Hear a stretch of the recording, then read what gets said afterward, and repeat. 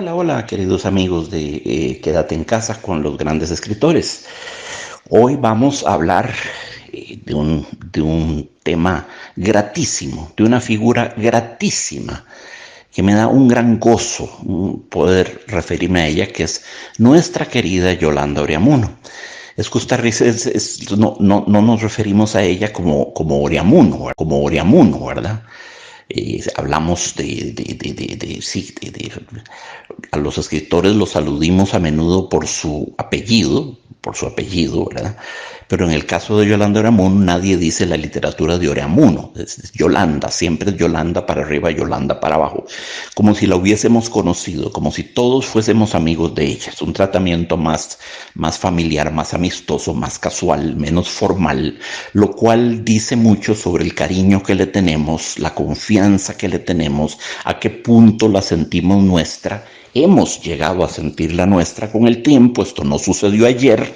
Tomaron muchos años para que Costa Rica finalmente comprendiera la inmensa valía de Yolanda Oreamuno e hiciese de ella uno de los grandes bastiones de nuestra cultura. La leyenda de Yolanda Oreamuno, la mitología que generó Yolanda Oreamuno es enorme y se yergue como una especie de muralla entre el lector y su obra. Ese mito, esa leyenda de Yolanda, los alemanes dirían ese Geschichte. Geschichte es una especie de leyenda que se mezcla con la verdad, en la que no se sabe qué fue un hecho histórico y qué fue fabulado o más o menos apócrifo. Bueno, ese mundo nebuloso de la Geschichte se interpone entre el lector y la literatura de Yolanda. Por eso yo no quiero hoy hablar realmente de Yolanda, sino de su literatura. Esto puede defraudar a algunos, porque yo sé que la biografía de Yolanda es sabrosa para hincar en ella el diente, sé todo lo que en ella hubo de dolor, de conflicto, de disonancias, de cosas terribles, me lo conozco al dedillo, pero justamente es tan vasta, tan rica, tan compleja, y puede ser vista desde tan diversas perspectivas que yo he preferido dejar el mito de Yolanda, la leyenda, la Geschichte de Yolanda para otro programa en el cual no analizaremos un texto, sino que nos dedicaremos a hablar de ella, de su vida en tanto que texto, si cabe decirlo así. Porque yo sé que existe entre ustedes y lo comprendo, amigos, yo lo viví también, lo sigo viviendo, enormes curiosidades en torno a la vida de nuestra querida Yolanda Oreamuno, y vamos a saciar en la medida de lo posible esas curiosidades, pero hoy por lo menos no lo vamos a hacer. Hoy no vamos a hablar directamente sobre Yolanda Oreamuno, no vamos a caer en la trampa del mero biografismo, asumiendo siempre, como se hace erróneamente, que la biografía es como un mapa que nos lleva al corazón del escritor de manera inexorable. Entonces de la biografía vamos siguiendo el mapa porque ese mapa de la biografía nos va a llevar al fuero interno y a lo más íntimo del creador. Y eso no es cierto, eso no funciona así. No funciona así. La biografía, ¿qué es? Bueno, grafía en griego significa dibujo. Bio es la vida. Una biografía es el dibujo de una vida. Eso es, el dibujo de una vida. Nada más, el dibujo, el gráfico de una vida, grafía. Pero no nos revela a menudo el ser íntimo de las personas. Ay, amigos, si cuesta a veces conocer el ser íntimo de la gente que tenemos más cercana en nuestras vidas, cuesta porque la gente resguarda, blinda, pone bajo vigilancia esos estratos de su ser. Cuesta también porque nosotros no somos curiosos o nos importa poco la persona o cometemos el error de desentendernos de ella. Si cuesta en todo caso conocer el ser íntimo de una persona con la cual convivimos, Cuánto más difícil conocer el ser íntimo de una persona que murió hace tantos años, que murió el 8 de julio de 1956, para ser precisos. Nació el 8 de abril de 1916, murió el 8 de julio de 1956. Entonces, meternos así como exploradores con la biografía a modo de mapa que nos va a revelar los tesoros íntimos de Yolanda es una mala estrategia. Lo que mejor nos va a revelar ese mundo íntimo de Yolanda, el Sancta Sanctorum de su ser, ahí el lugar más sagrado de su ser, es su literatura. Esa es su palabra donde debemos buscarla, en su palabra viva, vivísima, más viva hoy que nunca. Es ahí donde ella hubiera querido que la buscaran. Ahí. Y no en esa urdimbre, en ese tejido de chismes, murmuraciones, intrigas, odios y cosas terribles que surcaron su vida, muy a pesar de ella, que el país le fabricó, ¿verdad? Ella fue en buena medida responsable de la creación de su mito. Ella fabricó su propio mito, pero no para que sobre él vinieran a adherirse todas esas habladurías y cosas tan nefastas que una vez más no facilitan el conocimiento de su literatura. Entonces hoy, amigos, les propongo hablar sobre un texto de Yolanda de Ureamuno, sobre un cuento de Yolanda de Ureamuno, más bien que hablar sobre ella.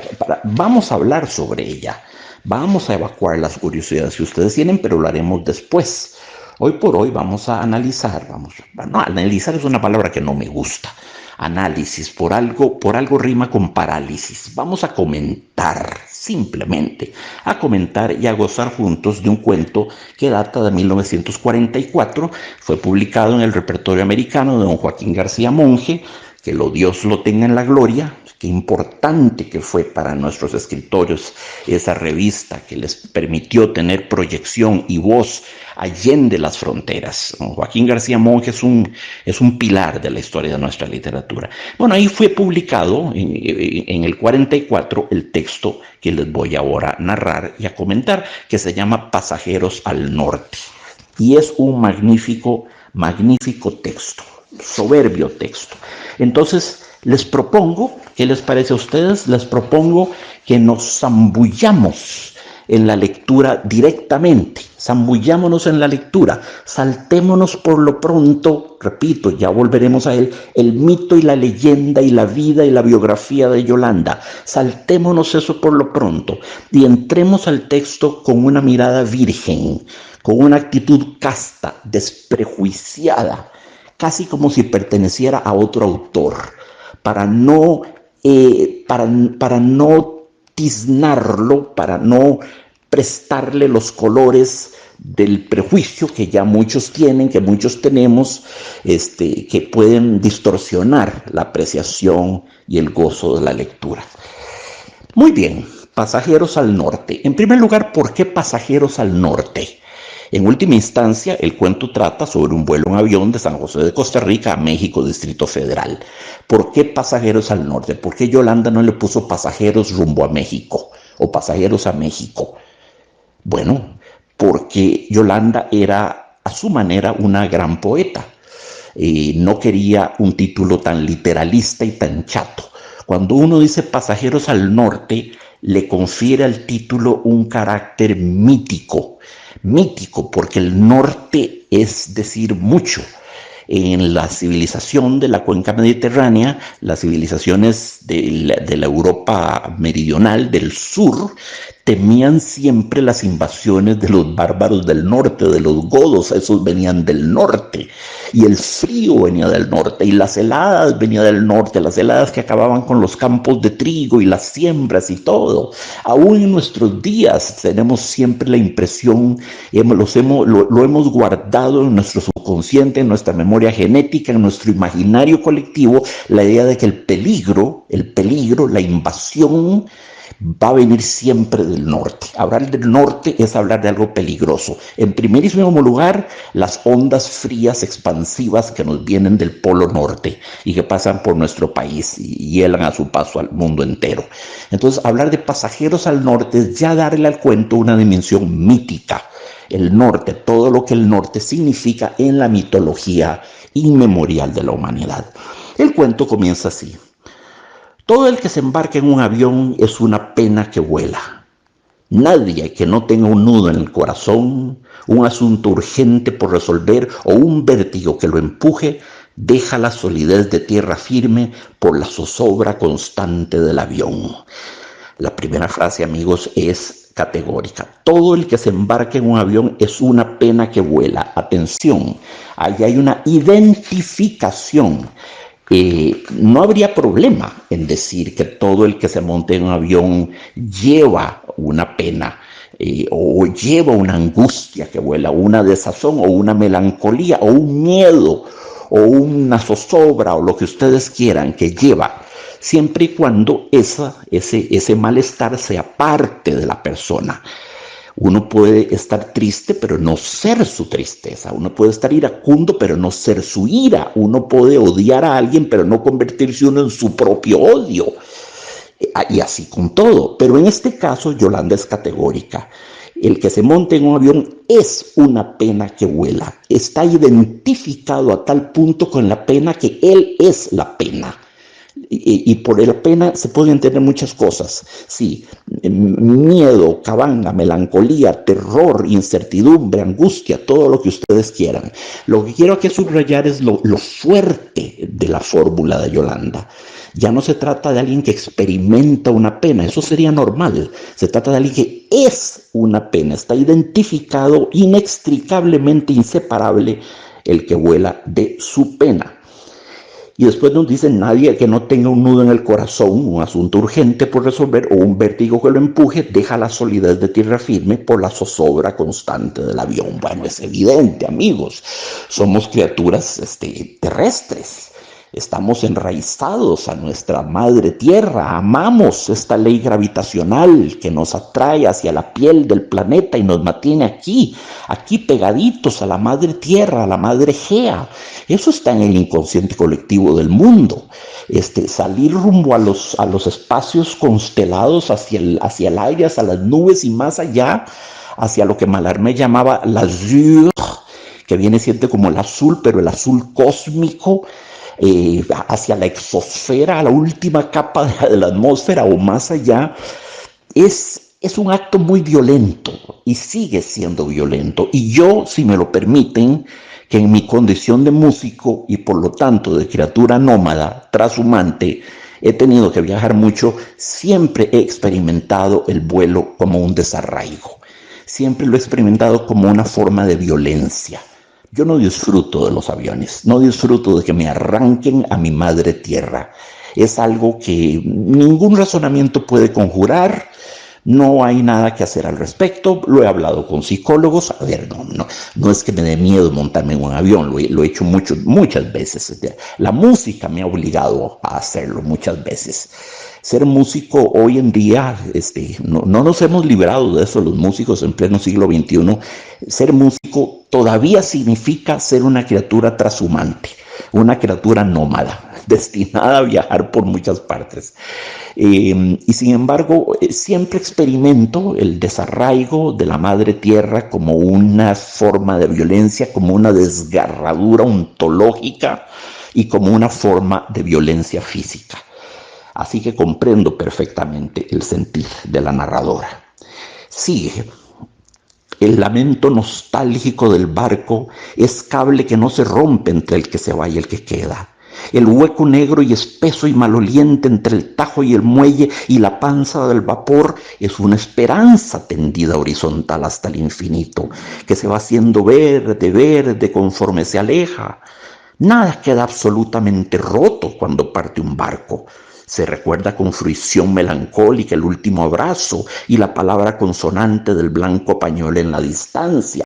Claro, Claro, porque el barco se aleja de nosotros a la manera de de un decreciendo y de un retardando, si fuese música, ese barco que va siendo más pequeñito y más pequeñito y más pequeñito, allá hasta perderse en la línea del horizonte, es un lento decreciendo, muy paulatino, decreciendo, haciéndose cada vez más chiquitito y ralentando, haciéndose cada vez más lento. Entonces hay una transición, hay un periodo que se experimenta como algo natural, un periodo de alejamiento y unos muy valiosos minutos para elaborar el duelo de la partida, con los pañuelos y con lo que ustedes quieran, ¿verdad?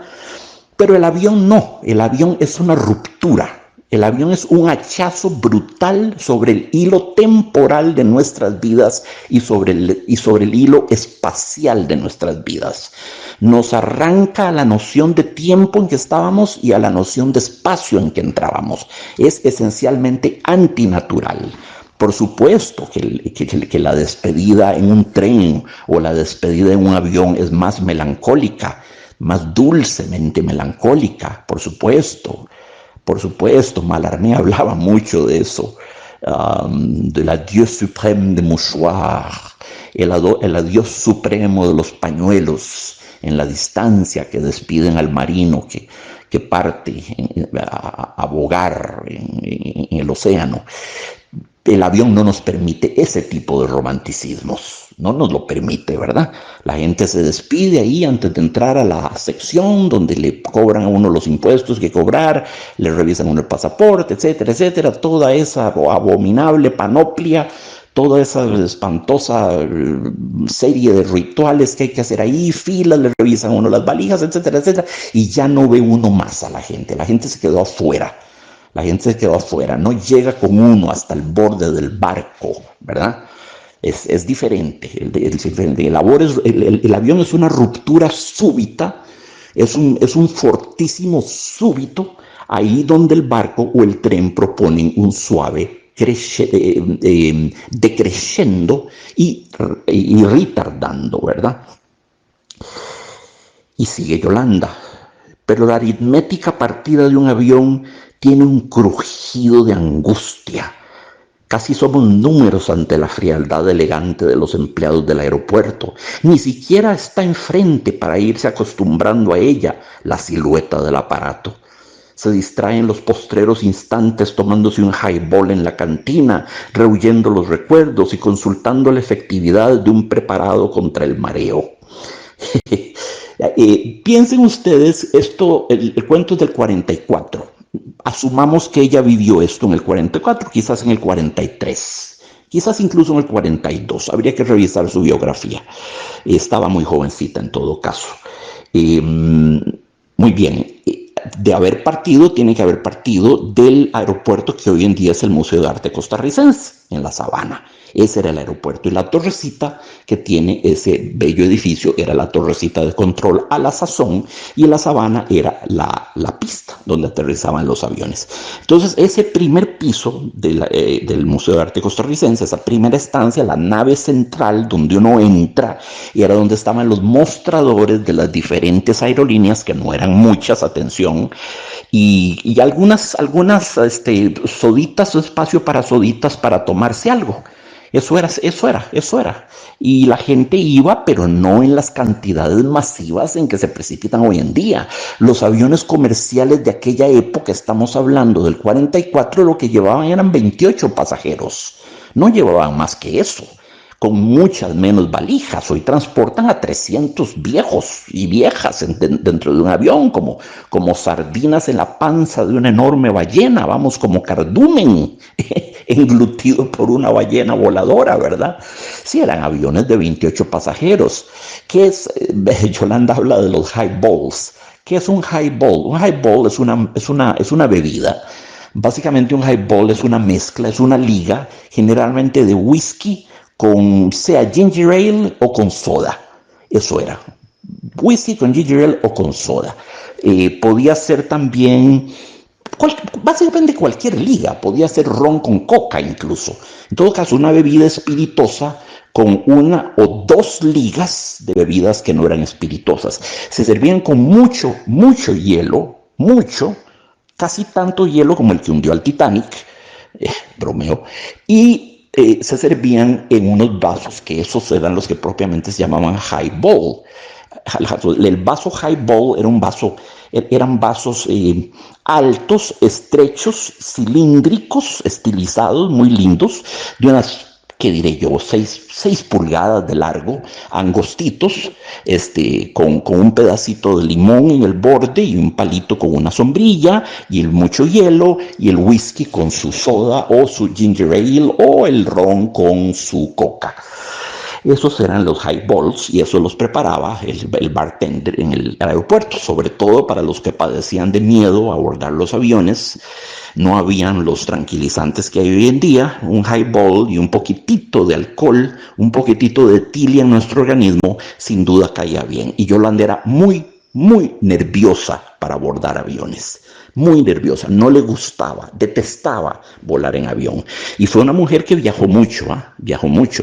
Yolanda dejó segmentos importantes de su vida en Chile. Bueno, a Chile fue en barco, ¿verdad? De Punta Arenas hasta Chile en el 35.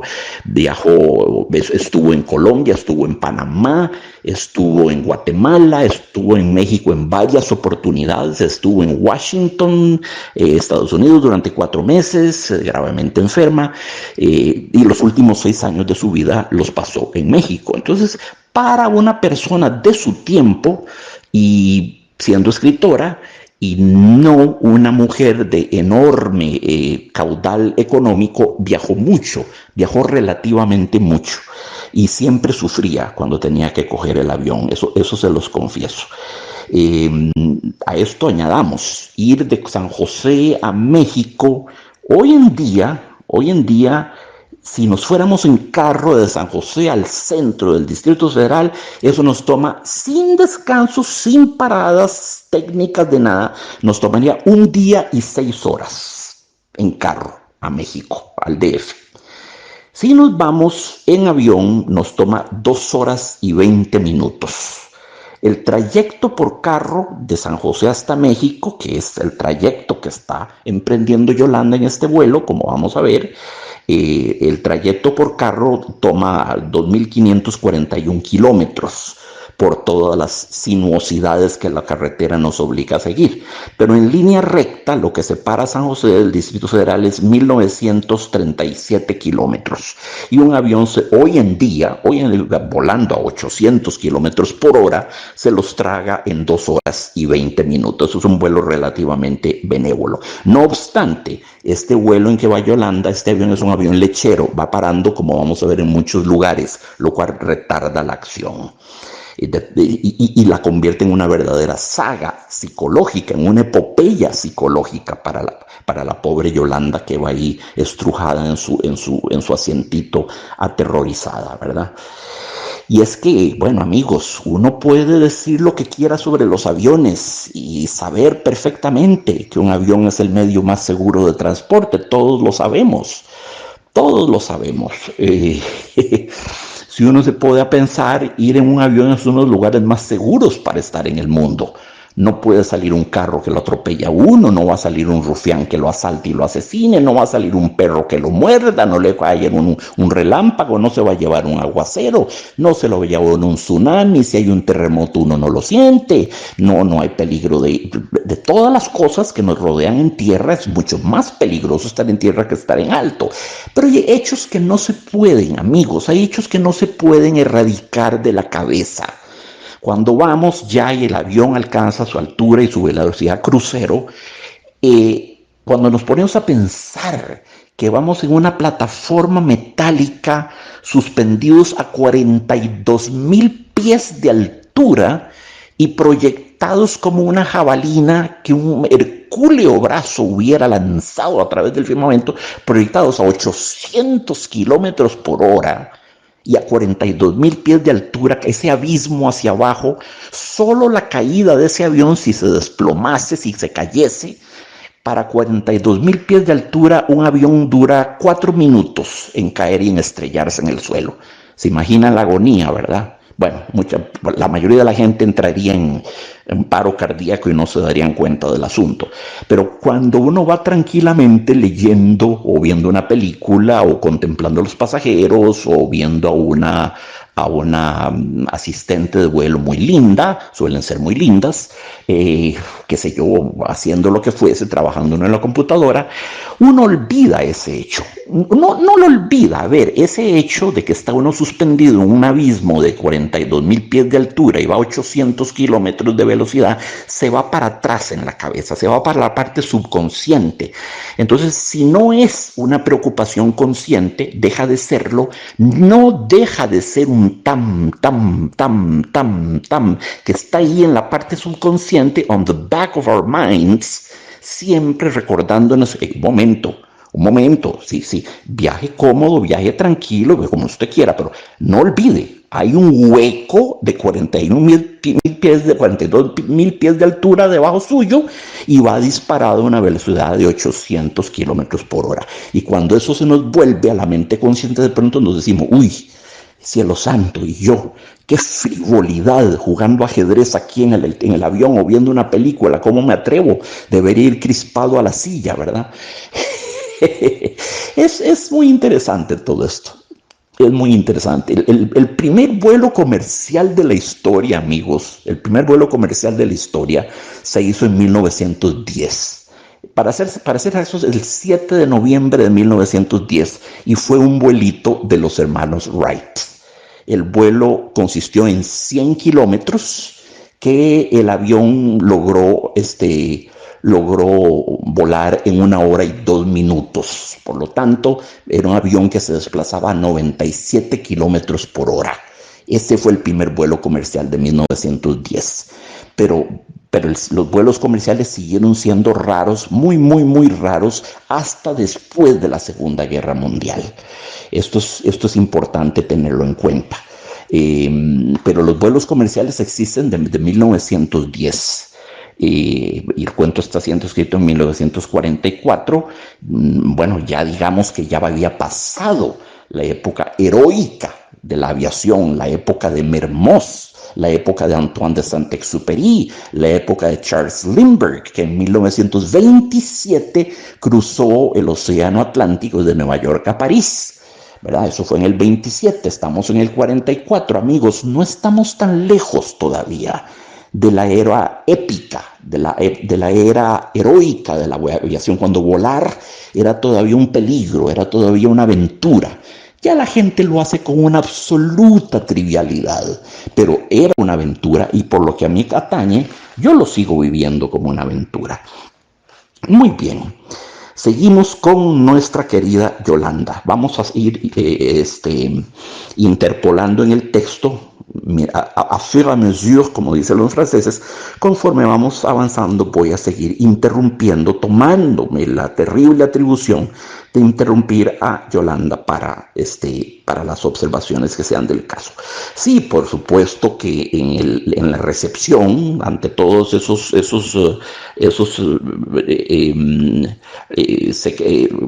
escritorios, mostradores de agencias de viaje, nosotros no pasamos de ser un número, nos tratan impersonalmente, nos tratan como números, ¿verdad? Claro que ese era el caso y sigue siendo así el caso, ¿verdad? A veces nos trata bien, a veces nos tratan mal. Entonces sí, es el momento para tratar de relajarse, tomarse un buen highball, o 2, o 3, o 4, no sé, depende de lo que necesite cada cual. Así que nos dice Yolanda, se distraen los postreros instantes tomándose un highball en la cantina, rehuyendo los recuerdos y consultando la efectividad de un preparado contra el mareo. Nadie quiere saber qué parte. Todo el mundo está en estado de negación, tal parece, ¿verdad? Nadie quiere pensar en términos de partida. Se oye roncar y desconocida una voz en el micrófono del salón. El avión del norte está a la vista. Todos corremos, nos ponemos nerviosos, nos angustiamos y crece voraz el deseo que ya haya partido, de que todo sea irremediable y de que la gran aventura haya dado principio. Esos segundos son de una tensión insoportable. Dilatamos el beso, el abrazo o el apretón de manos de la despedida para colocarlo justamente al borde del viaje, en la precisa inminencia como para que algo cálido aún nos ate a lo irremisible. Luego, pasajeros para el norte, viaje 503, con rumbo a Managua, Tegucigalpa, Guatemala, Tapachula y México. Sírvanse pasar. Sí, la voz de los altoparlantes en los aeropuertos tiene algo de ominoso, sobre todo cuando uno anda perdido. En los aeropuertos siempre me perdía y terminaba siendo llamado por algún altoparlante a última hora y entraba tarde al avión. Cielo santo, ¿cuántas veces me pasó eso? Por mera distracción, no sé, que andaba preocupado en mis partituras, el concierto, el director, el tipo de piano, qué sala sería, esas cosas, y me perdía con frecuencia o me distraía. Entonces me llamaban a última hora cuando estaban por cerrar ya la manga y el acceso al avión, y entraba de último a tomar mi puesto con todos los pasajeros haciéndome mala cara. Todos frunciéndome el ceño, porque era yo el retardatario, el que los había retrasado. Bueno, los comprendo, pobrecitos. Para ellos mis disculpas. Muy bien, entonces, segundo Yolanda, claro, dilatamos el beso, dilatamos el abrazo, dilatamos el apretón de manos de despedida.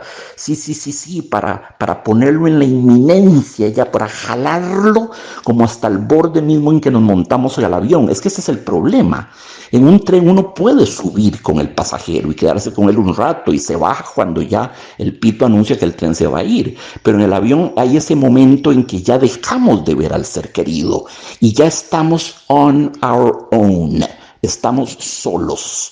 Estamos solos en aquel avión que nos va a transportar, repito, a 42 pies de altura, en Dios sabrá qué condiciones climatológicas, si habrá turbulencias, si habrá cúmulos nimbos, que en principio un avión debería evitar, si habrá lo que llaman turbulencia seca, qué tipo de trayecto va a ser, qué tipo de aventura va a ser. Si va a ser un molto tranquillo a piacere o si va a ser un molto agitato e furioso. Pues he tenido vuelos de los dos tipos, yo he vivido ambos tipos de experiencias, ¿verdad? Hay una gran incertidumbre en todo esto.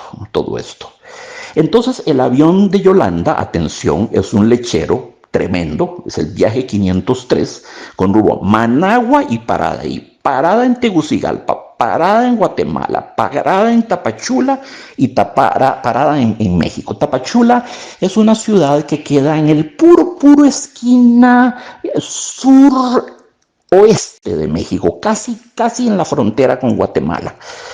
Hoy la llaman Tapachula de Córdoba y Ordóñez, para rendirle culto a Fray Martín de Córdoba y Ordóñez. Desde 1997 se le conoce así, pero siempre se le como Tapachula. Es de una gran belleza arquitectónica, una bella ciudad del sur, al sur de Chiapas, en México, al suroeste de Chiapas. Tapachula en náhuatl significa entre dos aguas, porque es una ciudad que se inunda mucho. Entonces, casi siempre está entre dos aguas, el agua del mar en la costa por un lado, las aguas pluviales que la inundan, en fin. Es de una gran belleza. Tengo el privilegio de conocerla, la llaman la perla de Soconoscor, que es una región de Chiapas, que es al puro sur de Chiapas. Es una ciudad chiquita, hermosa, con mucha arquitectura colonial.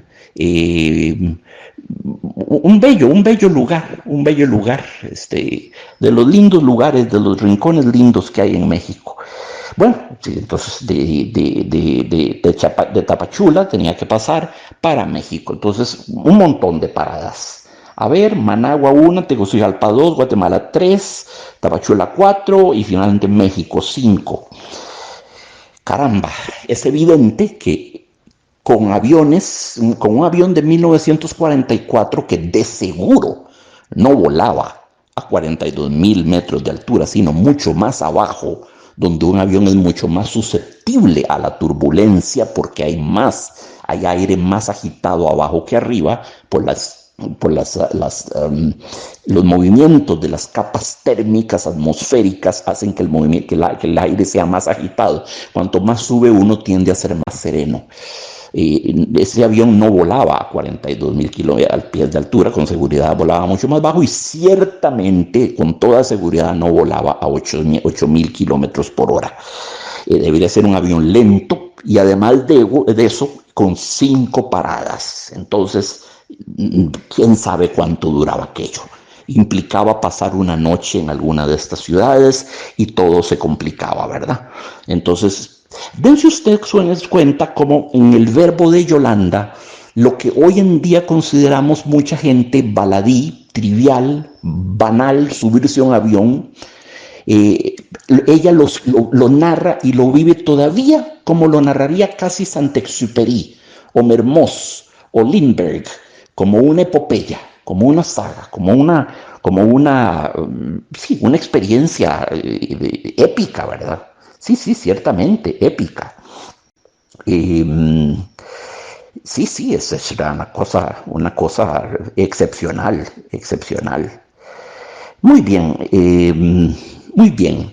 Entonces, aquí estamos, convertidos en una pena que vuela. Lo hemos dejado todo, nos dice Yolanda. Zumban las hélices, paran, vuelven a zumbar y sobre su sonido electrizante pasa, goma contra pavimento, el ruido pastoso de las ruedas en la pista. Nos vamos. Siempre en la literatura de Yolanda, el sentido privilegiado es el sonido. Piénsenlo en la protagonista de la ruta de su evasión. ¿Cuál era su nexo con el mundo? Sino el sonido. Yolanda privilegia sobre los demás sentidos el sentido de la audición, el oído. El sonido, el estímulo sonoro es más importante para ella en todo, en sus páginas líricas de amor, con sus páginas de terror, en sus páginas de muerte, en sus momentos de soledad, el sonido es fundamental. Nos vamos, dice Yolanda. Algo muy hondo y vital nos jala a tierra, algo que se descuaja al partir, algo que está más allá del llanto, mucho, pero mucho más fuerte aún que la presión sentimental de las personas que quedan abajo y que se han hecho de pronto, sin transiciones, microbios en la distancia. Es la elemental unión del hombre con la tierra, que ha privado hasta entonces en su vida y que solo una situación tan antinatural como el vuelo se atreve, retando el infinito, a romper. Es la tierra pujando contra el vacío que reclama su presa. Es la violenta lucha de los elementos por una víctima que pretende, contra todo, escaparse a los dos. La tierra que pisamos siempre, la que nos dio comida y sustento, la que nos cubrirá un día, no nos quiere dejar ir y grita en un contacto de drama que se va estirando hasta romperse cuando las alas del avión han sobrepasado las más densas capas atmosféricas y se internan en el aire enrarecido de la altura. Entonces quedamos varados en la nada. Aprecien, amigos, aprecien la amplitud de las grandes oraciones de Yolanda Oramuno, de sus periodos largos, proustianos, siente uno, ese tipo de frase larga típica de Marcel Proust, y no es por casualidad.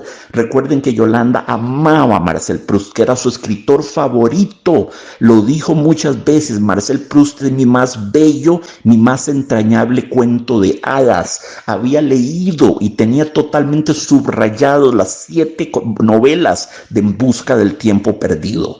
Esa es la gran escuela literaria de Yolanda Oramuno, no las otras que la gente han pretendido. Muchas veces se ha hablado de que Joyce fue una influencia importante en ella por la cuestión del monólogo interior. Yolanda nunca leyó a Joyce, lo dijo 1000 veces. Me acusan de tener influencias de Joyce, pero yo no conozco a Joyce. Nunca Yolanda había leído a Joyce. Sí cultivó el monólogo interior en La ruta de su evasión, por ejemplo, pero atención, es que monólogo interior no es lo mismo que el fluir de la conciencia. El fluir de la conciencia es lo que practicaban los poetas surrealistas de la escuela de André Breton y todos sus discípulos de la escuela surrealista.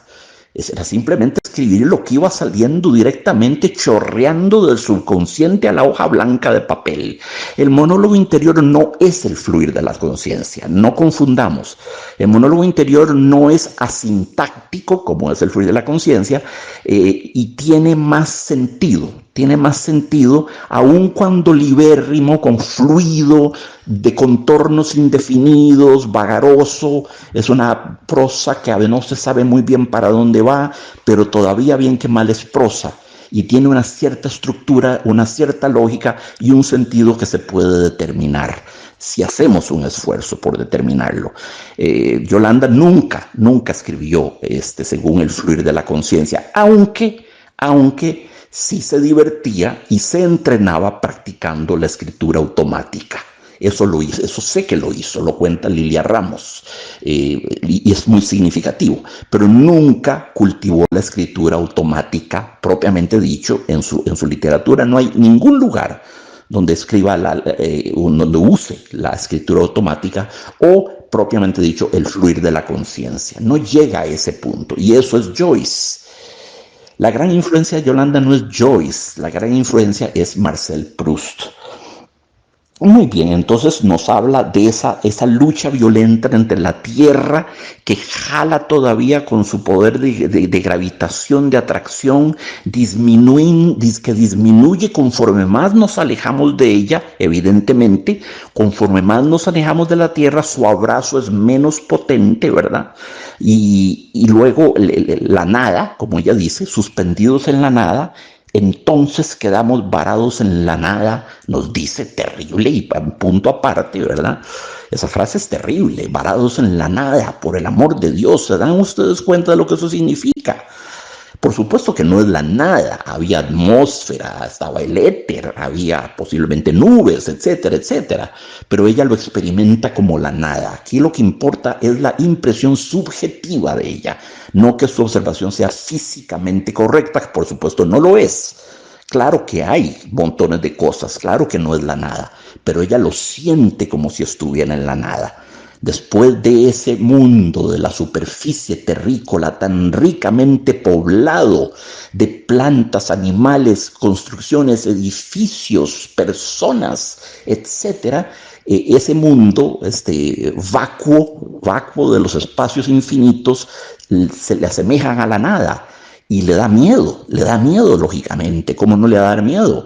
Baudelaire tiene este bellísimo verso que siempre lo he amado, y es lo que yo tal vez querría, si me permiten la infidencia.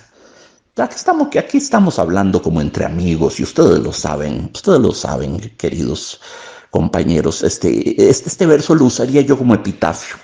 Querría que me lo pusieran como epitafio, ciertamente, en mi tumba, sí, porque me describe exactamente tal cual soy. Es de un poema de Baudelaire que se llama Armonía de la tarde, Harmonie du soir, y tiene un verso que dice: Je suis un cœur tendre qui est le néant vaste et noir.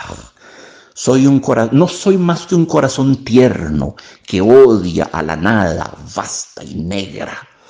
Bueno, ese sentir es el de Yolanda en este momento. No soy más que un corazón tierno que odia a la nada vasta y negra.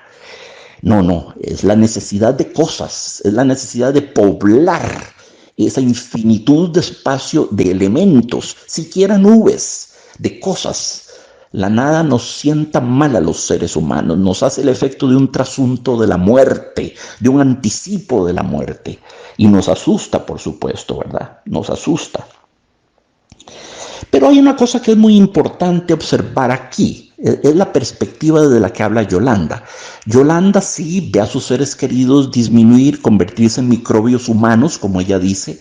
Pero atención, el sentimiento que impera no es el de la melancolía de Yolanda, la que va en el avión, con respecto a quienes deja abajo. No se engañen.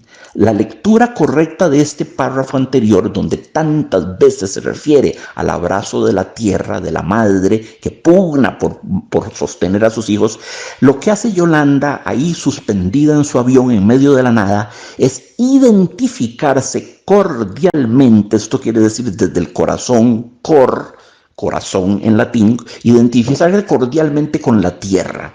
Se identifica en su corazón con la tierra, se siente como la madre tierra y experimenta el dolor de la tierra ante los que han partido. Es un dolor de madre a la que se le ha segregado de su hijo, de madre a la que le han arrebatado a su hijo y ahora lo llevan allí en un avión en medio de la nada, volando a quién sabe qué velocidad. Es el dolor de la madre despojada, de la madre a la que le han hurtado su hijo.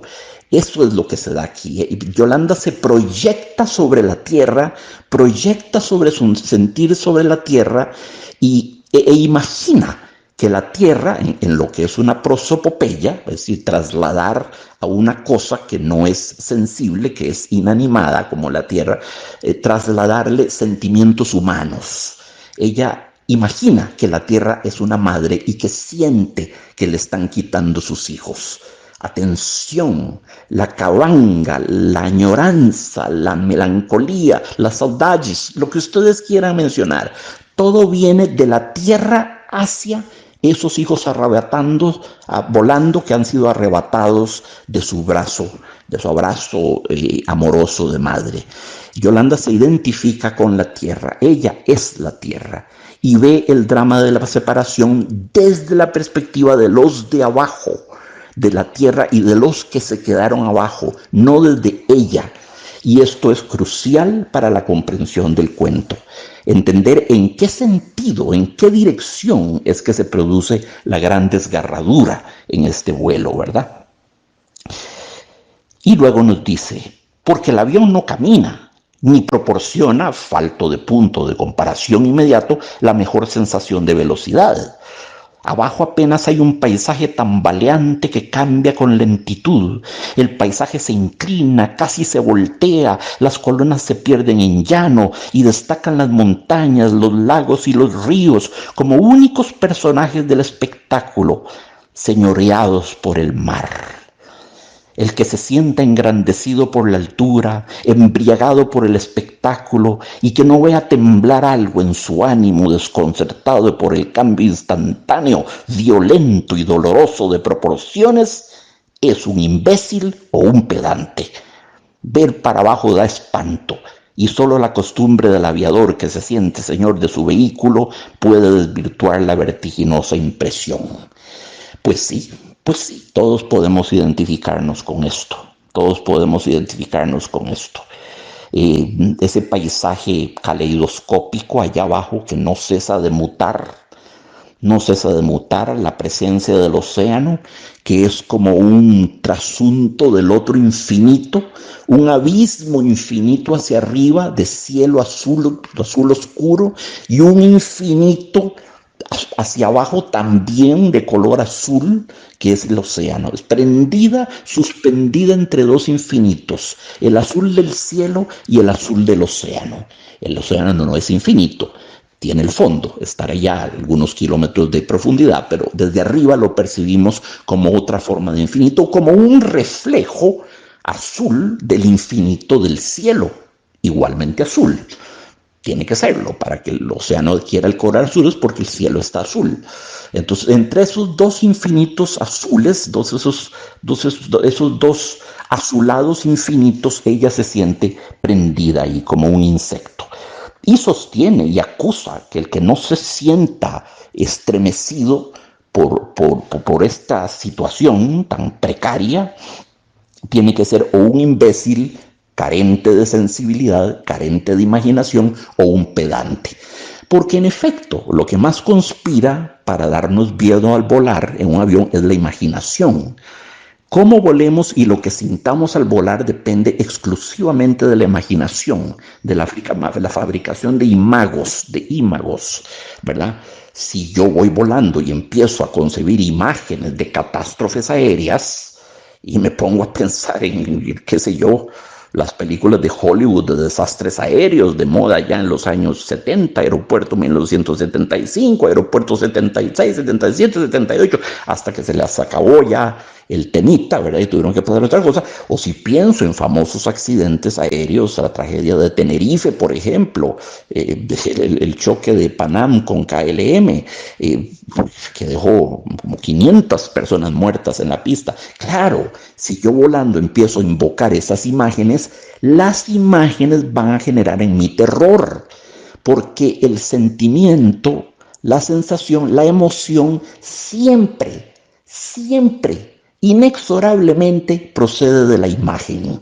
Lo primero es la fabricación de imágenes, y esas imágenes pueden o lanzarnos en el terror cerval o llevarnos a la beatitud y a la tranquilidad más absoluta.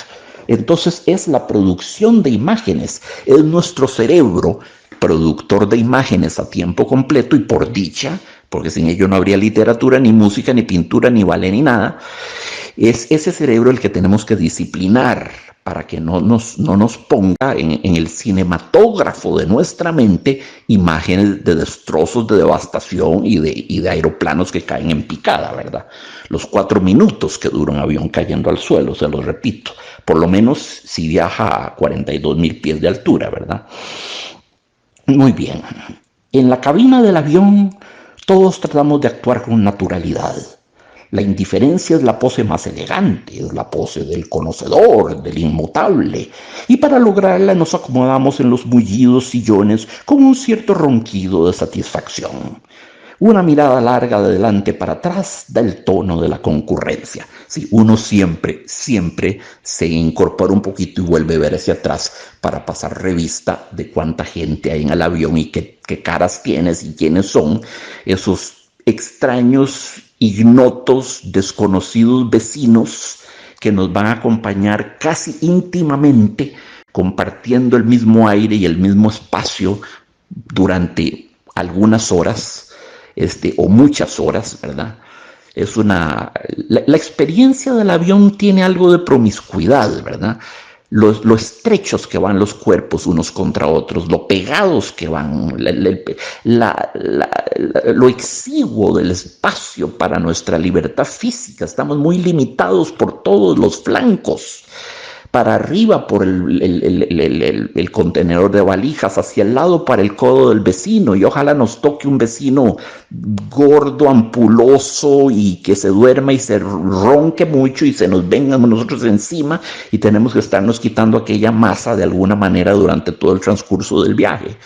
Entonces es constrictivo ciertamente, puede generar claustrofobia y no deja de ser promiscuo. La cantidad de moléculas gaseosas que respiramos de esos, en tiempos de Yolanda 28, hoy en día serían 250 cuerpos que van a compartir esa aventura con nosotros por espacio de algunas horas.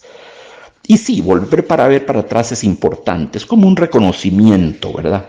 ¿Cuáles van a ser mis vecinos en esta pequeña saga? Volvemos a Yolanda. Crujen los cables, se desestabiliza el aparato y toda la estudiada postura naufraga en un gesto desesperado que se agarra a los brazos del asiento buscando solidez en lo incierto de un bajonazo de muchos metros que nos levantó como pluma. Se enciende una luz de alarma frente a los pasajeros y un rótulo luminoso reza: ate su cinturón de seguridad. Nos amarramos al asiento todos, los indiferentes y los miedosos. Sí, cuando se vienen ramalazos de esos ramalazos hacen que caigan las caretas de los que se pretenden muy circunspectos y muy viajados y muy experimentados. Lo he visto muchas veces. Gente que parecía perfectamente habituada a volar y se viene esa primera sacudida y de pronto están verdes, azules, amarillos, pálidos. Son una absoluta masa de adrenalina y de sustancias del terror, ¿verdad? Por una cuestión de un bajonazo. Por supuesto que son desagradables, pero no es para tanto. Cuánto más se mueve un carro sobre todo en nuestras legendariamente huecosas, ásperas, primitivas, cavernarias calles josefinas. ¿Cuánto más se mueve un carro para arriba, para abajo, hacia los lados? A veces nos golpeamos la cabeza contra la ventana. ¿Cuánto más? Y sin embargo no nos asusta en lo absoluto. Puede irritarnos, pero no nos asusta en lo absoluto. No genera miedo en lo absoluto. No, porque sabemos que estamos pegados a la buena madre tierra, ¿verdad? Sabemos eso. Pero arriba, el menor estremecimiento, el menor cambio en la frecuencia del sonido de las hélices de los motores, el menor giro en la dirección del avión, la menor inclinación a babor o a estribor, cualquiera que sea, genera en nosotros una súbita inquietud. ¿Qué estará pasando, verdad? Se dice uno. Muy bien. Sí, ate su cinturón de seguridad, asegure su cinturón de seguridad, dirían hoy en día, fasten your seatbelts. Eso es lo que diría el capitán. Si el capitán es un buen hombre, y los pilotos saben muy bien que con cada avión que vuelan, al despegar el aparato, el 80% de la gente que está en el avión está nerviosa. Ese es un estudio que se ha hecho, seriamente se ha hecho. Todo avión que en el momento de despegar, luego la gente se calma, pero en el momento de despegar, los pilotos saben perfectamente que el 80% de la población, el 80% de la tripulación, de la gente que va en el avión, de los pasajeros, van persignándose por dentro, ¿verdad? Ellos lo saben, y tratan de hacer el proceso lo más suave que sea posible. Pero bueno, no siempre se puede.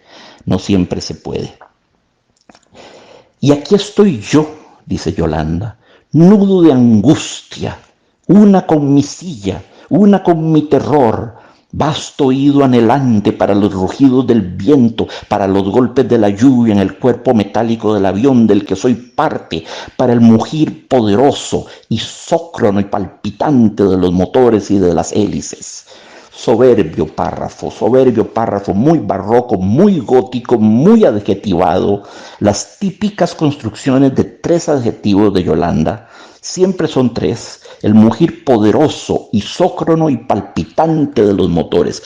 ¿Qué significa isócrono? Isócrono viene de iso, que lo encontramos también en isósceles, un triángulo con 2 partes y 2 lados iguales, isósceles, isócrono, crono de tiempo, un motor cuyas revoluciones parecen haber adoptado un ritmo estable, monótono, inmutable, ¿verdad? Incambiable, cansino incluso, adormecedor dirían algunos, arrullador, ¿verdad? Más bien uno se despierta cuando cambia la frecuencia de vibración del motor. Uno se pregunta qué estará sucediendo, si hay una aceleración, una desaceleración o un bajo de altura o una subida de altura, no sé, cambio de dirección, pero el sonido del motor es isócrono. Y una vez más, dense cuenta cómo la ventana de Yolanda hacia el mundo es básicamente auditiva. Ella va como un médico con su estetoscopio auscultando el gran corazón del avión, que es su motor o sus motores, ¿verdad? Va auscultando los rugidos del viento, es una bella prosopopeya. Rugidos del viento. A ver, el viento no ruge. Rugen los animales o rugen los seres humanos. El viento es un ser inanimado. Siempre, amigos, recuérdenlo, porque esto es un recurso retórico, una figura literaria típica de Yolanda Oramuno, la personificación o prosopopeya. Cuando se habla del rugido del viento, de la ira del sol, de la tristeza de la luna, de la furia del mar. Bueno, ni el mar es furioso, ni la luna es melancólica, ni el viento es iracundo.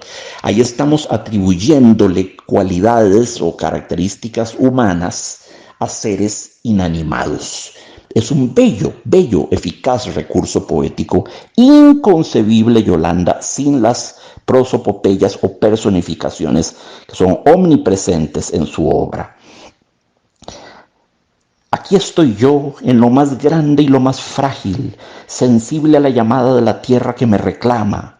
Yo, que he vertido el horror de oír para mi corazón en las noches insomnes. Yo, que he trasladado mi sensibilidad de la corriente de mis arterias al corazón mecánico y a la pujanza automática del avión. Qué divertido, esto lo he experimentado yo. Cuando uno tiene la impresión, la ilusión de que el avión se va manteniendo gracias a uno, de que es uno, de que es el cuerpo de uno, el motor de uno, sí, ese potente torrente sanguíneo bombeado por las arterias, por el corazón, es uno con los brazos puestos sobre la parte del asiento donde justamente se hacen reposar los brazos, es uno el que va sosteniendo mágicamente el avión con su propio cuerpo. Esta identificación de entre el cuerpo y el aparato, Saint-Exupéry hablaba mucho de ello. Hablaba en sus vuelos heroicos, cuando llevaba el correo de París hasta Dakar, hasta Sudamérica ocasionalmente. Saint-Exupéry hablaba de cómo el aparato al acelerar, al pujar en el aire, se le apretaba contra la espalda, contra los riñones, y era como si fuese un órgano más de él, como si fuera una prolongación de su cuerpo. Esto lo puede comprender muy bien un pianista como yo, porque yo cuando toco también siento que el piano es como una prolongación de mi cuerpo, es como un órgano más, es como una parte de mi cuerpo. Y por eso puedo tocarlo, porque me lo he apropiado, es parte de mi organismo, ¿verdad? Así que comprendo perfectamente lo que se llama Saint-Exupéry y lo que menciona aquí con terror Yolanda, ¿verdad?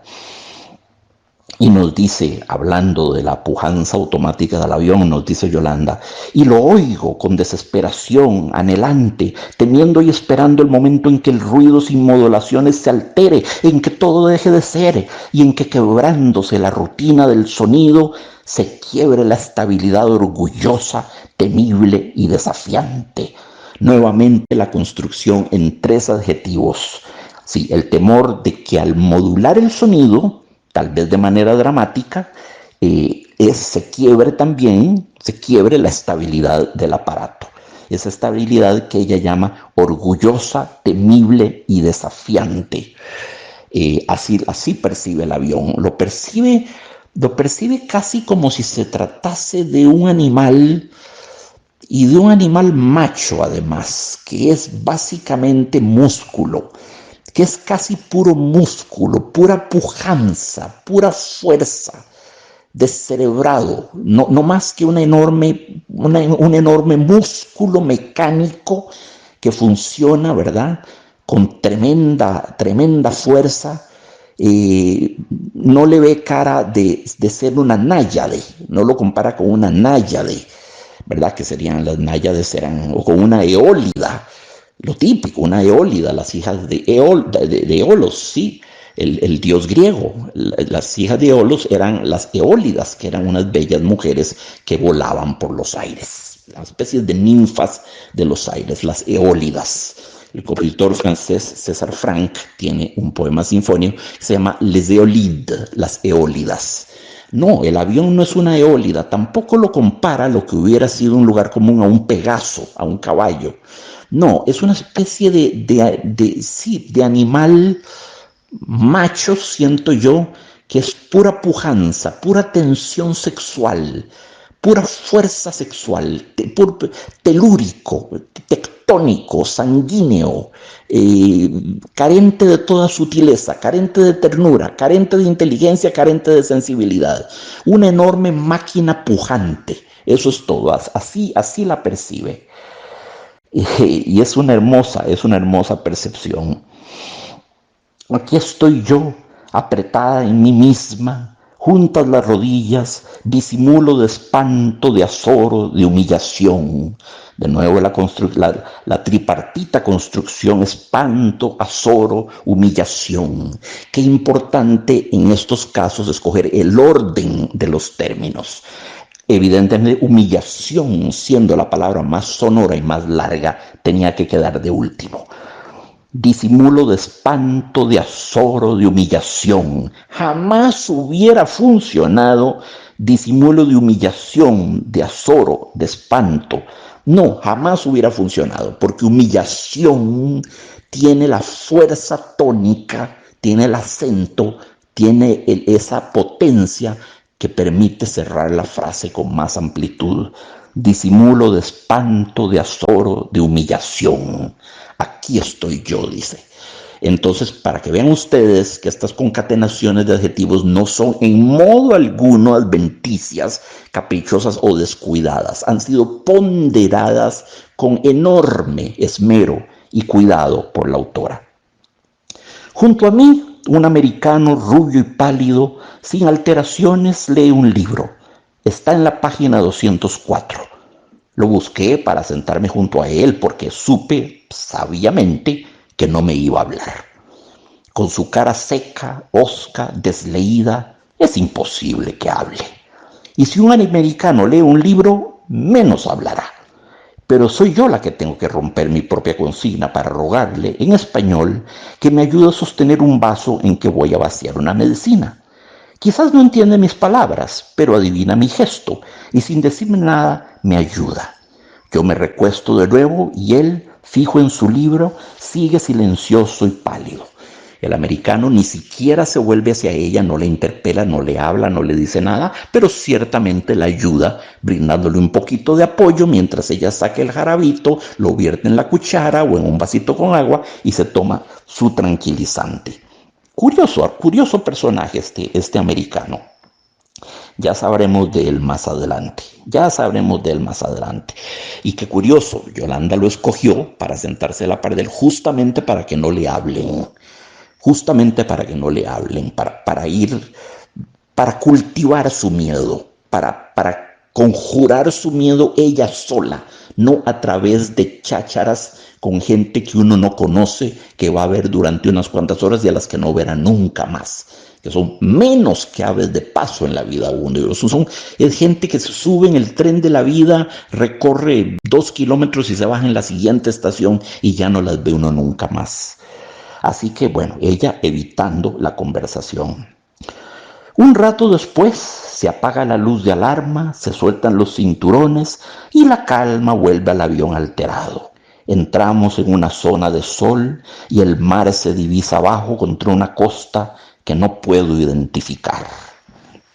Bueno, el momento en que se apaga la señal de alarma es siempre tranquilizador para todos, ¿verdad? Solo que hoy en día siempre nos dicen, pero manténgala en caso de que encontremos alguna inesperada turbulencia. Eso es lo que suelen decir. Una vez iba yo en un viaje a Chile, venía de Francia, iba a tocar en Chile, y iba en Air France, y poquito antes de entrar en los Andes, de sobrevolar los Andes, salió una advertencia: amárrese su cinturón de seguridad, esperamos severas turbulencias. A los 10 minutos, se esperan turbulencias realmente muy graves. A los 10 minutos, amárrense de todas las formas que sean posibles, se trata de turbulencias sumamente peligrosas. Bueno, por el amor de Dios, amigos, por el amor de Dios, ya con esa tercera advertencia me quité el todo porque llevaba amarrado y fui a hablar con un hermoso y le dije, pero ¿qué es esto? ¿Qué es esta clase de advertencia? Nos vamos a meter entre un ciclón, en una tromba marina, en un simún, ¿qué es este horror? Se lo están anunciando con un tremendismo. Piensen en la gente, por el amor de Dios. Nos vamos a meter en el ojo de un huracán. Dice, no, señor, no se preocupe, no. Sucede a veces que al llegar a los Alpes hay corrientes aéreas que llegan de abajo, pegan en las montañas y las montañas las tiran hacia arriba verticalmente con mucha fuerza, con mucha velocidad, y sí embisten al avión desde abajo un poquito, pero se siente un poquito, no es para tanto, señor, no se preocupe, le voy a traer un vaso de agua. Lo estamos haciendo ahora por rutina, por formalidad, porque en un vuelo, una vez de estas, tuvimos una turbulencia en este preciso pasaje aquí de los Andes y un señor se cayó y se fracturó un brazo. Entonces decidimos como asustar un poquillo a la gente para que se ponga el cinturón. Pero no están asustándome un poquillo, estoy al borde de un infarto. Ya me iba a tirar por la ventana, pero ¿cómo pueden ser ustedes tan hiperbólicos, tan dramáticos, tan tremendistas para anunciar una zona? Y total, no hubo nada de turbulencia, no hubo nada de nada. Bueno, esas cosas que es imposible no pensar en eso. Ahora que estoy leyendo este hermoso texto de Yolanda, imposible no pensar uno en algunas de sus propias experiencias. Sigue Yolanda. Bajamos algunas veces en un contacto efímero con la tierra que no nos deja del lugar visitado más que una impresión extraña, sin realidad. Managua, muchachas uniformadas, calor y nada más. Tegucigalpa, un lugar feo, en un paisaje que es feo desde arriba, feo desde abajo y más feo cuando se entra en el aeropuerto. Eso sigue siendo rigurosamente cierto. El aeropuerto de Toncontín en Tegucigalpa es no solo feo, sino peligroso. Es un aeropuerto que se debería haber cerrado. Si es que no se ha cerrado, ya no lo sé. No lo sé. He aterrizado ahí muchas veces y siempre fue una experiencia muy ingrata, muy ingrata. Y han caído varios aviones. Ahí se han producido varios accidentes de aviación. Muy bien. En la modernidad del edificio, 3 mujeres, con el más medieval de los lutos, aguantan calor enfundadas en negro desde los zapatos hasta el tocado que les envuelve la cabeza. Trágico panorama y trágicos personajes. Silencio, sordos comentarios y luego avión para el norte, viaje 503 con rumbo a... Muy bien, entonces esa visión de las 3 mujeres en Tegucigalpa. ¿Quiénes podrían evocar en el universo mítico de Yolanda esas 3 mujeres? ¿Por qué las pone ahí, vestidas las 3 de negro? Misteriosas y casi siniestras, desconocidas, como si guardasen luto eterno por algo.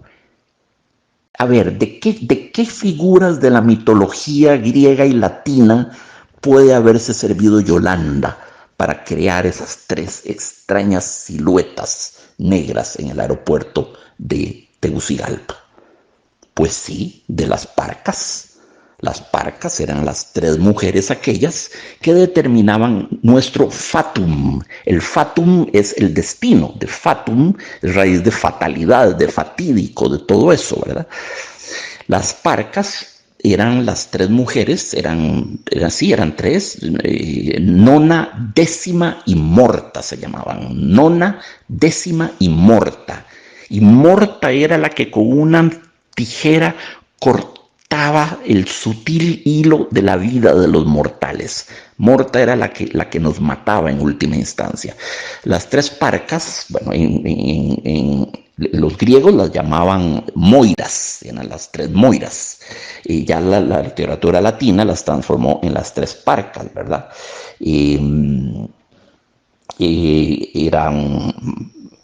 Originalmente se llamaban Cloto, Láquesis y Atropos, tenían nombres, o bien, eso en griego, o bien en latín, como decía, nona, décima y morta. Entonces, Cloto, Láquesis, Atropos en griego, nona, décima, morta en latín. Entonces las parcas entretejían un surcido, un hilo sutil que era la vida de los hombres. En ese hilo iban mezclando fibras doradas que representaban nuestros momentos felices con fibras negras que representaban nuestros momentos de tristeza y de postración, ¿verdad? Entonces, todo hilo humano es una mezcla de esas 2 fibras, las fibras de oro y las fibras negras. No puedo menos que esperar que para todos nosotros, ustedes queridos amigos, y para mí, haya muchísima tela dorada en esas fibras y muy poquita tela negra. Eso es lo que les deseo. desde el fondo del corazón. Y bueno, a Morta le tocaba el papel de coger las tijeras y cortar el hilo de la vida. Morta era la que regía la muerte, ¿verdad? Entonces, ese es el significado de estas tres enigmáticas mujeres, ¿verdad?, vestidas de negro, que aparecen en el aeropuerto de Tegucigalpa. La noche en Guatemala no es más que una angustia dentro de otra angustia. O sea, que tuvo que pasar la noche en Guatemala, claro, evidentemente, con un avión tan absolutamente lechero, ¿verdad? Con tantas paradas, y a ver cuáles eran, Managua, Tegucigalpa, Guatemala, Tapachula, México, 5 paradas. Era mucho tiempo, ¿verdad? Era mucho tiempo, entonces, claro, tuvieron que pasar la noche en Guatemala. Entonces nos dice Yolanda, la noche en Guatemala no es más que una angustia dentro de otra angustia. En la mañana, las 7, los pasajeros nos miramos casi como viejos conocidos. Lo típico, ¿verdad? Este tipo de aventuras tiende a unir a la gente, puede crear amistades y vínculos interesantes. El viaje hoy, con todo y ser una esperanza a más corto plazo, es duro y accidentado. Picos de volcanes, cinturones, luz de alarma, angustia, temor. El americano a mi lado lee el mismo libro y está hoy en la página 83. Cosa muy curiosa porque estaba en la página 204. ¿Cómo es que ahora está en la página 83? ¿Será que está leyendo de atrás para adelante, verdad? Cosa muy curiosa. Sí, claro, cuando el terreno se torna mucho más montañoso, picudo, escarpado, sí, hay más, de nuevo, el mismo fenómeno de los Andes, hay más corrientes de aire que pegan contra el flanco de las montañas y el aire sale resbalado, proyectado verticalmente hacia arriba y genera vibraciones en el avión, sobre todo estos aviones que, repito, volaban a una menor altura que los de hoy en día. No sé a qué altura volaran, pero con seguridad no era 42.000 pies de altura. Les repito, estamos en 1944, quizás 43. La historia fue escrita en el 44, pero en todo caso, si consideramos que Lindbergh cruzó el Atlántico en el 27, pues caramba, apenas 17 años después de la proeza de Lindbergh. Es muy interesante todo esto. Es muy interesante. Todavía estamos en una época incierta en algunos aspectos en materia de aviación. A todo esto, amigos, a todo esto, ¿en qué línea aérea creen ustedes que está viajando Yolanda? Yo me puse a investigarlo. El vuelo es del 44 o del 43. Por un momento pensé que fuese LAXA. No, LAXA no podría haber sido. LAXA fue fundada en el 45 fue fundada y tuvo su primer vuelo comercial en el 46 y el cuento es del 44. Además, LAXA comenzó con vuelitos muy pequeños, muy caseros, vuelos ahí dentro de Centroamérica y vuelos a algunas islas del Caribe, pero no más que eso.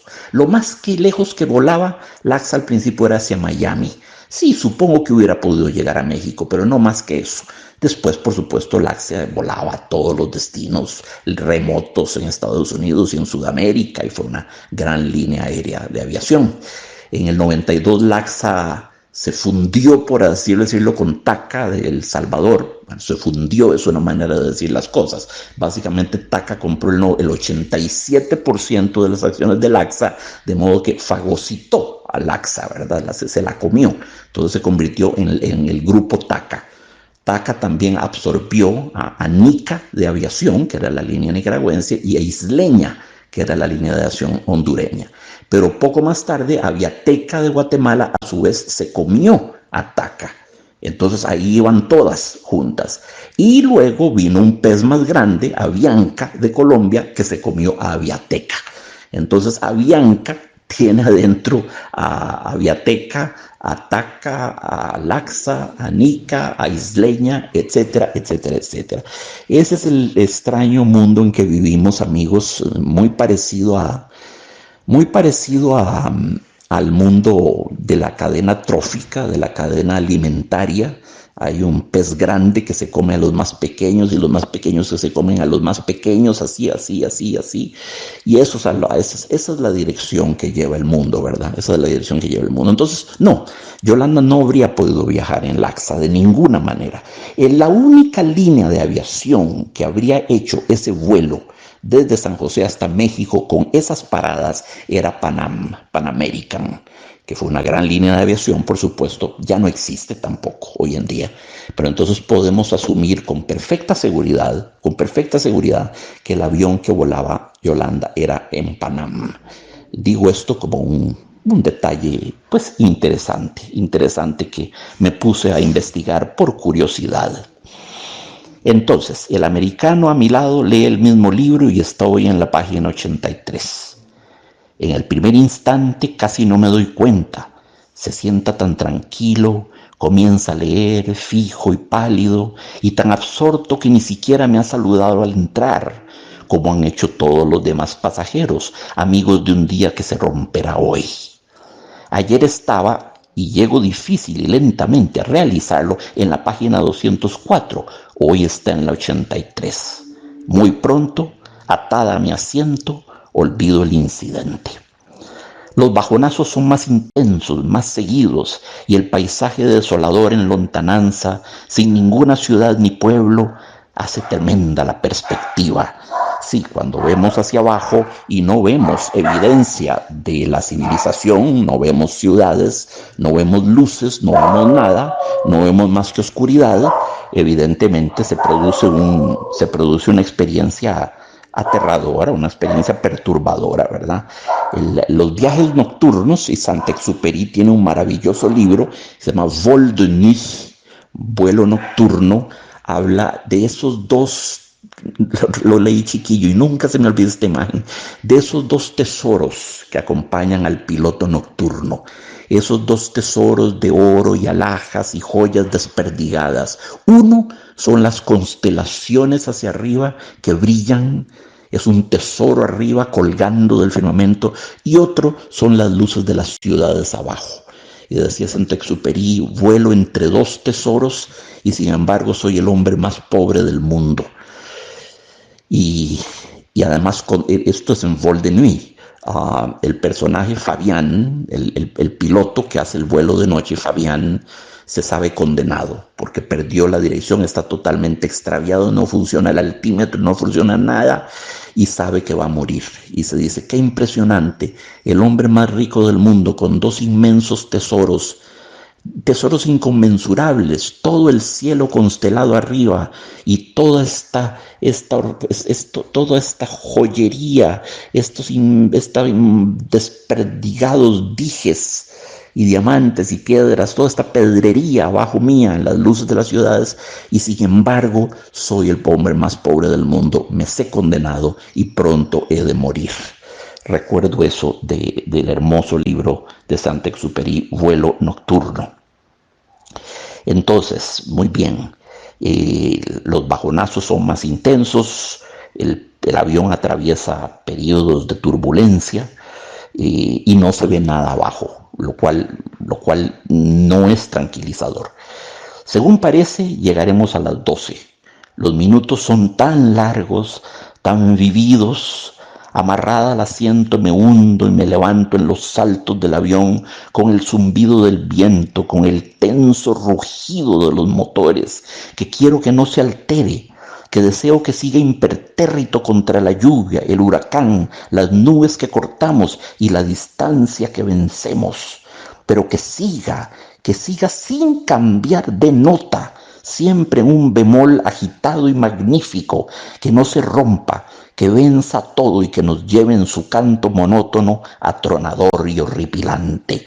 Nuevamente la construcción triádica con los tres adjetivos de Yolanda, dejándose el tercero, el más sonoro, para terminar el periodo. que nos lleve en su canto monótono, atronador y horripilante. Magnífico, magnífico, magnífico, magnífico. Pues pone una palabra, sí, una palabra esdrújula, monótono, aterrador, aguda y horripilante, grave. Una esdrújula, una grave y una esdrújula, una aguda y una grave. ¿Para qué hace esto? Tampoco eso es casualidad. Ella hace esto para evitar la monotonía, para evitar que aquello se le convierta en una especie de versito cadencioso con acentos predecibles e isócronos. Entonces usa adjetivos con acentuación en diversos puntos para que se rompa la monotonía, para que ello no suene cansino, no suene monótono, no suene predecible. Entonces, de nuevo, la percepción auditiva es lo que sostiene a Yolanda, es su ventana hacia el mundo. Ahora que no ve nada abajo, que no puede ver nada abajo, se reconcentra más que nunca en una auscultación fanática de ese gran corazón que es el motor del avión. Y lo que pide de él, lo que ruega que le dé es estabilidad, que le dé permanencia, que le dé isocronía, que siga siempre al mismo ritmo, como el bolero de Ravel, ¿verdad? Un mismo ritmo para toda la pieza. Pam, para papam, para papam, pam, pam, para papam, para papam. Ese es el ritmo del redoblante de Ravel. Bueno, Yolanda quisiera que el motor le regalara un ritmo isócrono, que se repite y repite y repite y recicla a sí mismo como el bolero de Ravel, permanente, puesto que toda fluctuación le genera terror. Ha pasado mucho rato, pero mucho rato, o solo unos instantes de arrobadora angustia.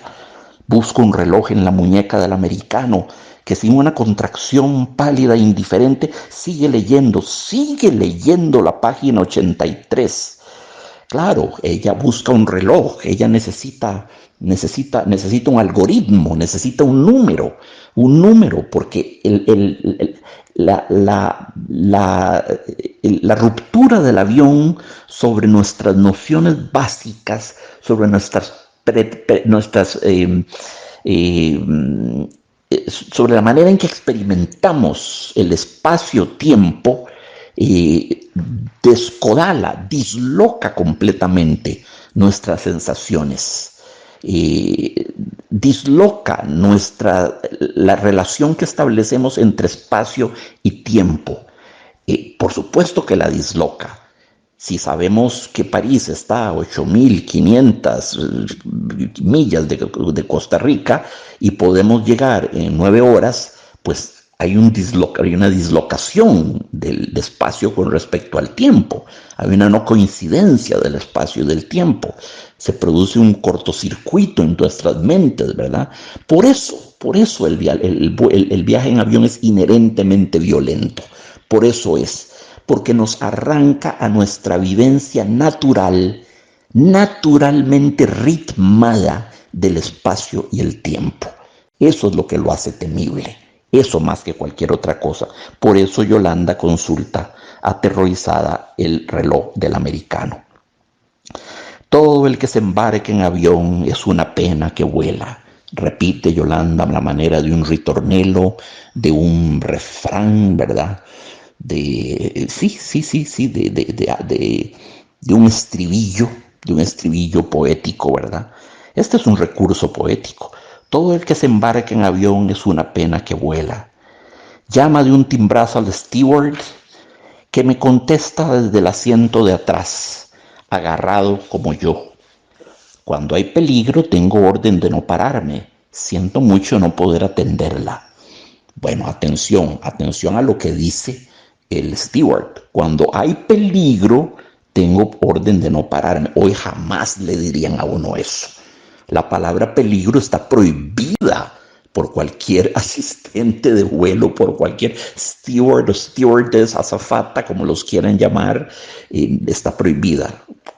Hubiera dicho, cuando hay turbulencia, tenemos orden de no levantarnos. Ahora, los stewards y stewardess están perfectamente acostumbrados a servir el café y pasearse entre los corredores, aún con turbulencias considerables.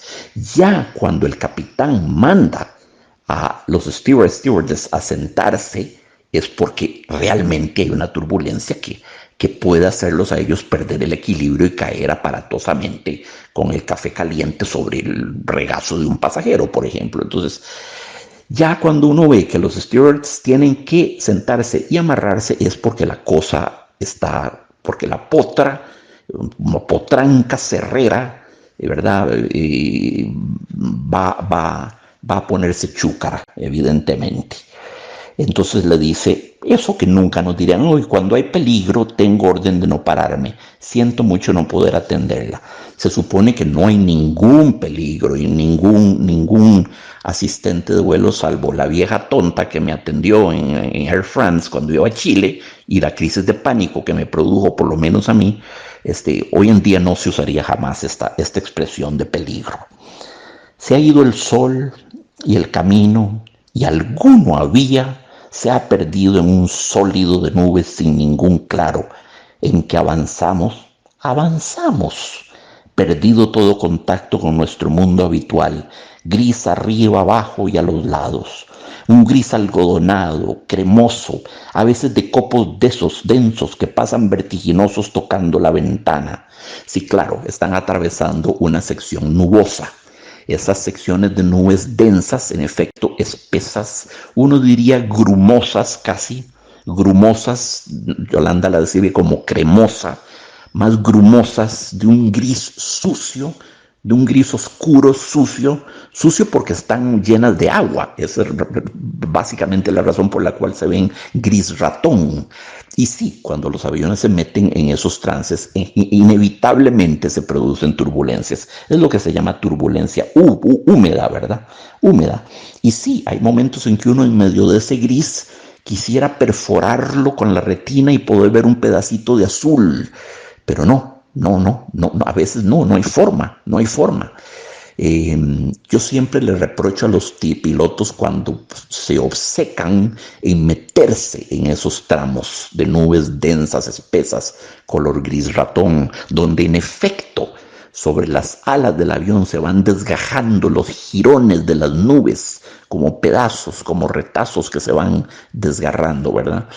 Pero me han dicho que a menudo no hay forma de esquivarlas, que están muy atravesadas, que hacer un giro los haría perder mucho en términos de horarios, que se atrasarían mucho, que no hay forma de pasarles por encima porque arriba está peor, que más abajo sería aún peor, que lo mejor es pasar y cortar dentro de la nube a toda velocidad, como un cuchillo en medio de esa especie de crema grumosa que es la nube llena de agua y que inevitablemente produce turbulencias. El avión salta y salta.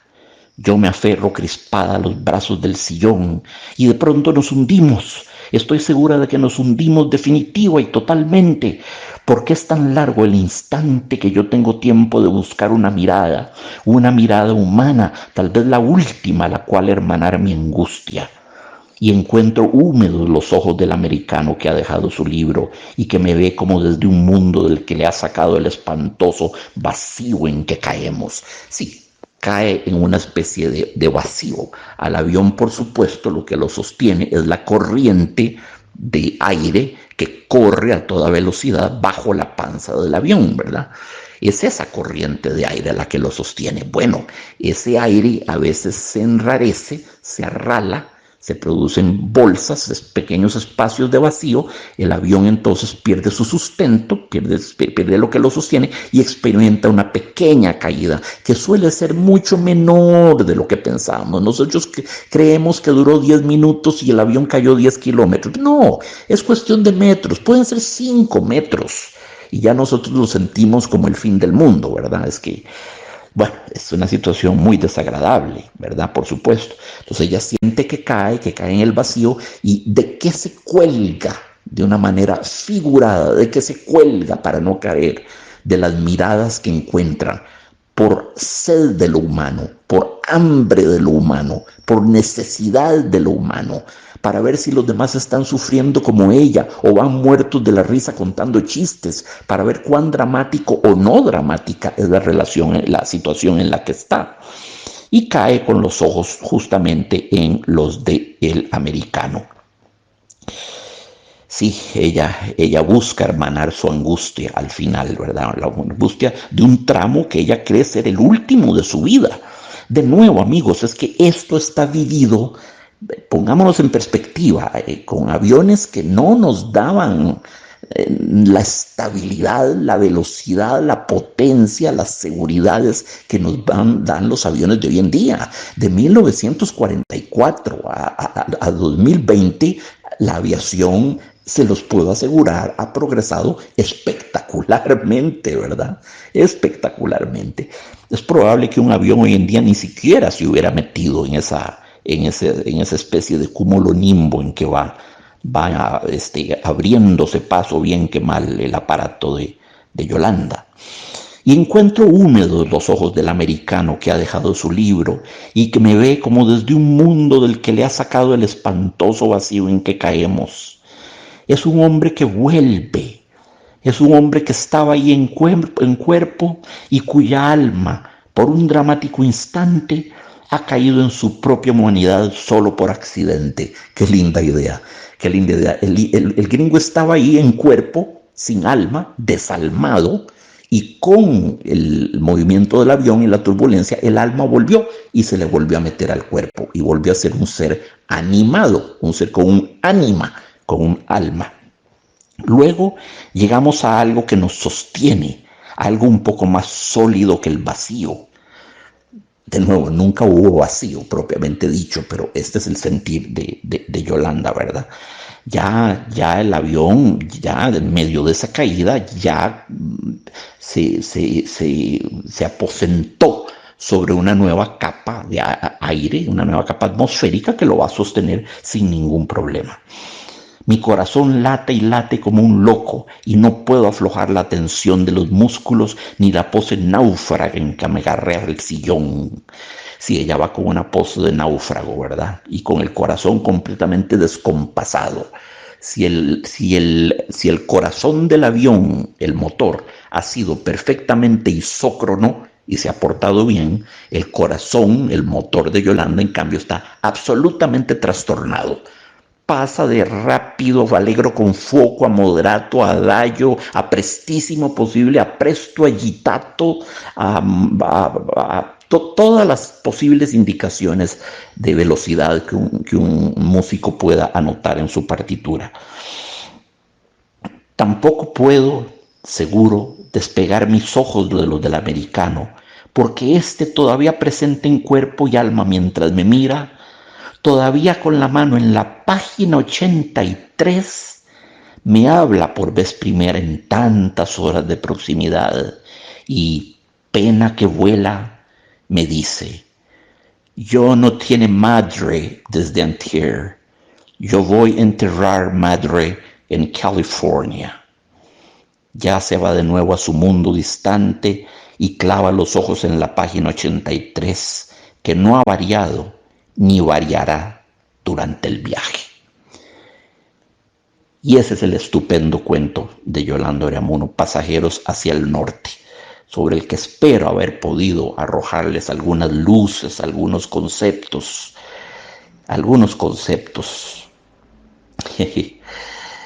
Sí, no había perdido a su madre, el americano, iba leyendo el libro, pero no leyéndolo en realidad, simplemente con la mirada perdida en la lectura, yendo de atrás para adelante, de adelante para atrás, y en tantas horas de proximidad, de intimidad, de compartir el terror de las caídas libres, de los bajonazos, ¿verdad?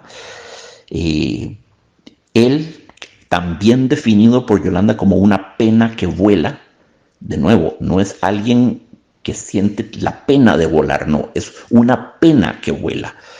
A ver, es como alguien que padece de miedo nocturno. No es que padezca de miedo nocturno, es que es un miedo nocturno. Todo él se ha identificado con el sentimiento miedo. Eso es lo que nunca debemos permitir que nos suceda, amigos. Está bien, los seres humanos estamos para experimentarlo todo. Miedo, rencor, odio, celos, intriga, amor, ternura, inquietud, desconfianza, suspicacia, lo que ustedes quieran, lo que ustedes quieran. Pero una cosa es sentirlo y otra cosa es convertirnos en ello, hacernos una masa de miedo. Ya cuando nos identificamos, cuando somos ontológicamente nuestro miedo, entonces ya hay un grave problema. Entonces resulta que el gringuito no tiene madre y la iba a enterrar en California.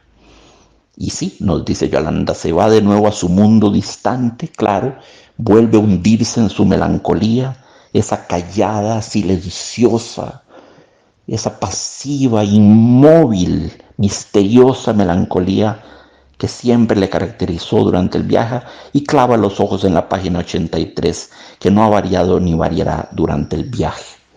Con lo cual Yolanda nos revela una cosa muy interesante, que es que por mal que vaya uno sintiéndose en un avión, por mal que esté uno atravesando un momento de su vida, por mal que se sienta, por calamitosa que crea que uno es la condición vital que atraviesa, por difícil que sea un momento, pues se puede cometer el error.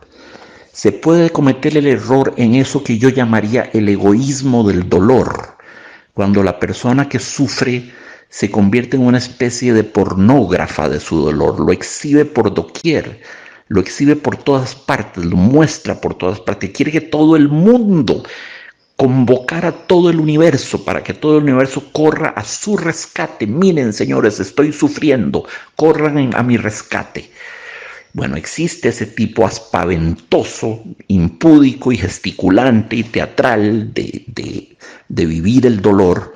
Y existe el otro modo, el modo en que uno se recoge sobre sí mismo, se encoge, se retrae, se guarda todo ese dolor para sí mismo, no le da palabra, no le da voz, no le da exutorio, no lo manifiesta de manera histérica y gesticulante, pero lo lleva ahí en la mano, todo ese dolor como un pájaro herido, ahí junto al corazón. Y ese es el caso del gringuito, ¿verdad? En apariencia el más circunspecto, en apariencia el más sereno, en apariencia el más experimentado en vuelos, en apariencia el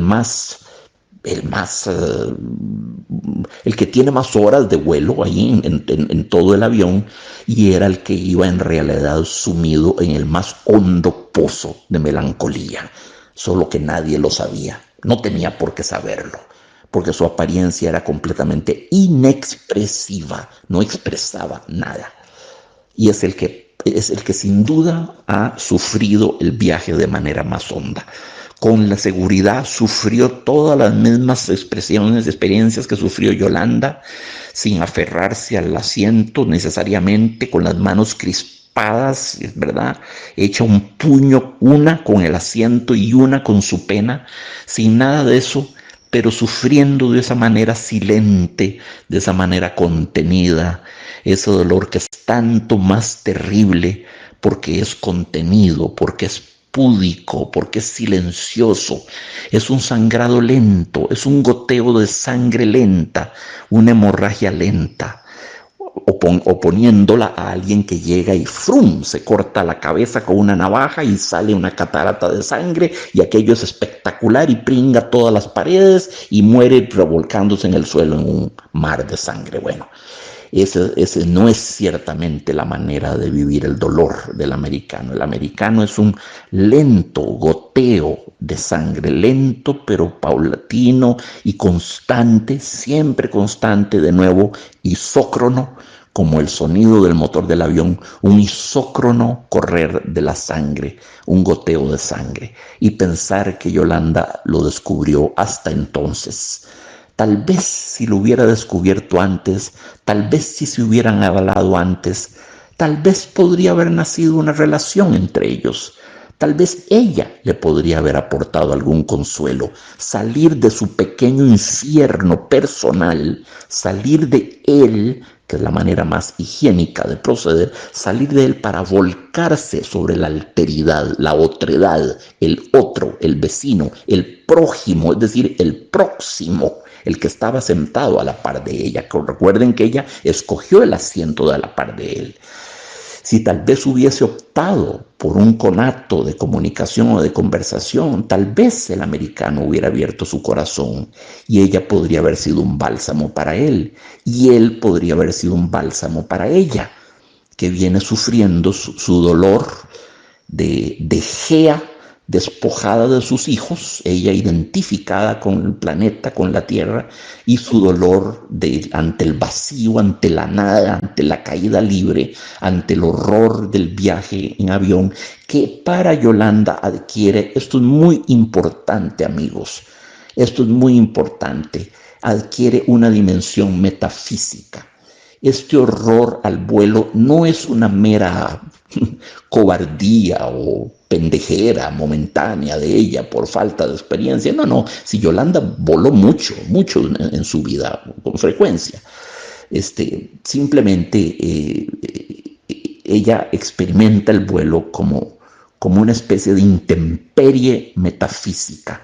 Estamos a la intemperie, ahí en un lugar donde no hay Dios, donde no hay ángeles, donde no hay diablo tampoco, donde no hay nadie, el vacío, el gélido vacío de la atmósfera, del frío azul del cielo, del frío azul del océano allá abajo, y los bamboleos del avión, y ese auscultar de cardióloga que hace del constante sonido del motor, tratando de detectar la menor irregularidad, la